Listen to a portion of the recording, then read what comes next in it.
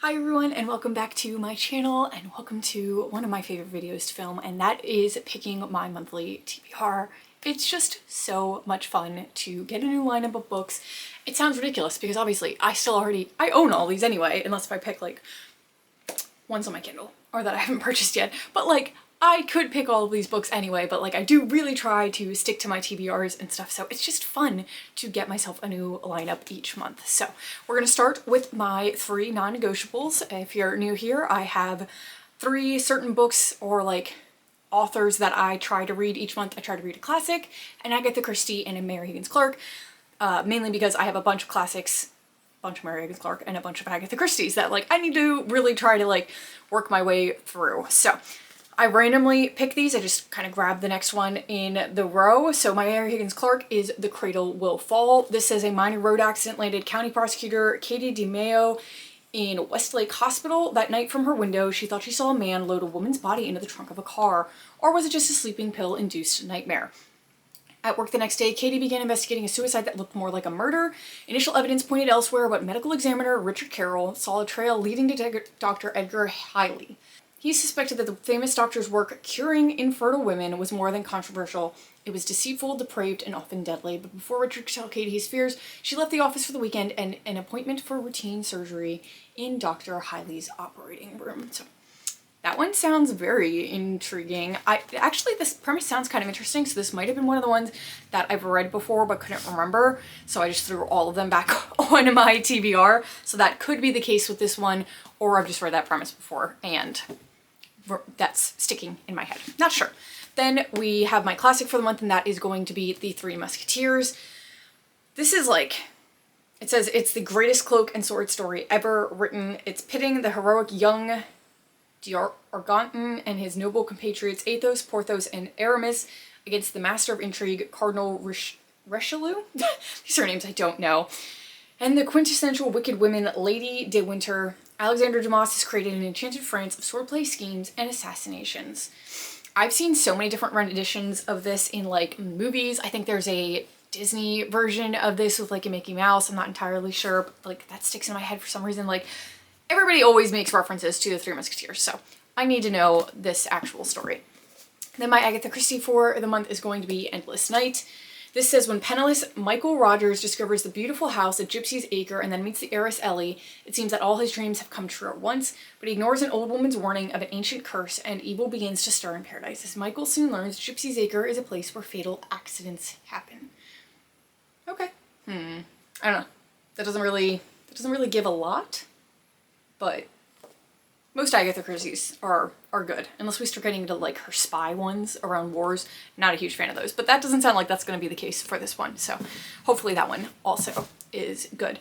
Other than those 3, I am part of a book club on Fable. They haven't picked the book for the month yet as I'm filming this, but it's looking like the poll might be leaning towards Project Hail Mary. So we'll see if that ends up being the book for the month. If it is, I will put it somewhere on the screen that is in fact the case. If it is Project Hail Mary, I'll probably listen to the audiobook because I've heard great things about that. All I know is that it's about, like, it's a sci-fi, and I think this guy is in space, but he doesn't remember why he's up in space.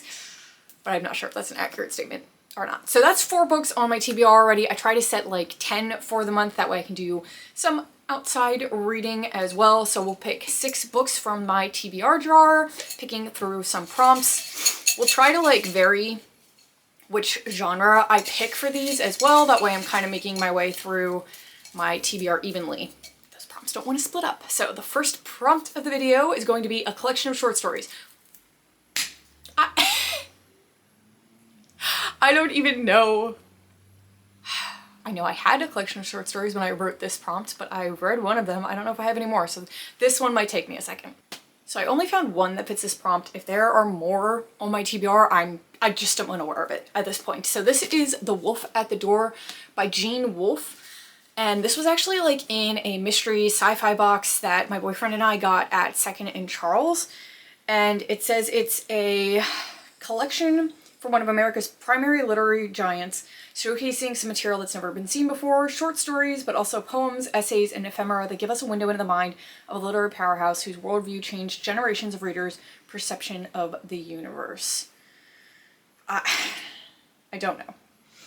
I'm really still new into the sci-fi genre, so getting a collection of like short stories and poems that could be considered sci-fi, don't know how I'm gonna feel about those, but you know, the prompt picked it and dictated it, so we're gonna put it on the TBR for the month. And we're gonna hope that I like the next prompt a little bit more than that one. A little bit more. Let's see here. The next book in a series. Okay, see, now I can work with that one. I can work with that one. We have a lot of series that I'm in the middle of, unfortunately. So let's, I think the only way to be fair about this is to grab, this is like my little journal for all of the series that I'm in the middle of to keep track of them. I think that's the best way to do this. So I'm going to flip to a random page and like put my finger on the series or whatever and go from there. So I think that's the blank one. Got these. We're gonna go to there and we're gonna pick that series. What's that series? I don't own the next book in this series. That's fun. I picked the Lovelight Farms series. I only read Lovelight Farms. So the next one is going to be In the Weeds. I know this is a like interconnected standalone series with different romance books. I really loved Lovelight Farms, obviously, which is why I wanted to continue through the series. I don't know what In the Weeds is going to be about, but I'm excited about it nonetheless. Okay, pick our third prompt. We're just gonna grab right from the top. A book about World War II. So this is going to be one of my historical fiction books. This should really not be too difficult to find because I have a bunch of these. So I actually just went straight for The Nightingale because this is about World War II. It is also on my 26 in 2026 TBR. And I just feel like I need to read this. Like, I feel like I'm the only person that loves historical fiction, World War II historical fiction, and hasn't read this. So this needs to be read, and I am very nervous but excited to read this. I've seen so many people cry over this, so many people absolutely adore it, and I don't know, I'm nervous that I always get that way about really hyped up books. But this is set in German-occupied war-torn France, and it is following two sisters who have been separated by years and experience, by ideals, passion, and circumstance, each embarking on their own dangerous path towards survival, love, and freedom. Really nervous, but very excited. So I'm knocking through prompts pretty quick here. Like, haven't been a lot that have had too much debate over them. So we are on prompt number 4 already. And this says a sports romance. Okay, yay, I'm pretty excited about that. I actually think I'm going to pick a dark romance for this one because In the Weeds is like a regular contemporary romance. So let's throw a dark romance in there. And I know I have at least one dark romance that's a sports one that's like automatically sticking out in my head already. So let me grab that really quick. So I actually have 2 dark romances that are sports romance. Both are hockey, but this is the one that was initially sticking into my head, and it's Brutal Obsession. It says he's a hockey god and she's the one that got away. So the the main male character is planning on playing hockey through college and then getting drafted by an NHL team, making his senator father at least a little proud of him. He was just on track to do that until Violet Reese and him collided literally. Turns out his plan didn't account for a night in jail and the news articles that followed it. Everything fell apart. New school, new hockey team, and a resentment like he'd never felt before directed the girl who sent him off course. Lucky for him, she attends the new school that he goes to, and there are 1,000 ways to ruin her. So I think this is a bully romance on top of the sports romance, which what makes it like the dark romance category. But I had this, and then I actually got the Mystic Book Box version in my subscription box, so I would really like to read this since I now own 2 copies of it, and I would love to see whether or not I enjoy it. This is like the start to a series, which I probably shouldn't be doing, but we're gonna do it anyway. Going into prompt number 5, we have a forbidden romance. Okay, I'm just getting a lot of romances on this right now. This one might take me a little bit more to find some options. So I picked up 2 for this and decided to stop there because I know I'm gonna struggle to pick no matter what. But I picked the first 2 that I could think of. The first one is Torn. This is about, it's a romance between this girl and her father's best friend, like her pseudo uncle or whatever. Obviously she's of age when all this happens. So that is like forbidden in that it's a really like a taboo relationship because of the age gap and the fact that it's her father's best friend. So we've got that one, and then slightly different, we have Serpent and Dove, which is like a YA fantasy. I picked this one because this is a love story and a fantasy between a witch and a witch hunter that end up getting married. So obviously that's forbidden because like he's supposed to be killing her and they end up getting married. So two very different vibes for this, but both fit the prompt in different ways. I just don't know which one I want. So I'm gonna make the dog pick one of them. Lincoln, Horty, somebody, come pick a book. What do you want? Come here. No, not the papers.